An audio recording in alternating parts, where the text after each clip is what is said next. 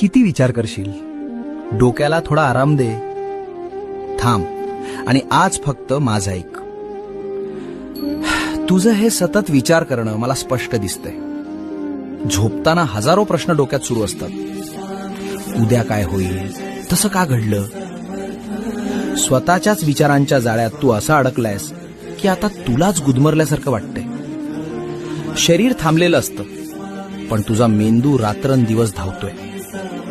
आणि वेड्या, ज्या गोष्टींवर तुझं नियंत्रणच नाही त्यांचा विचार करून काय मिळणार. उद्याची काळजी करत बसलास तर आजचा आनंद कसा घेशील. भविष्याची चिंता आणि भूतकाळाचा त्रास, हे सगळं आता इथेच माझ्या झोळीत टाकून दे.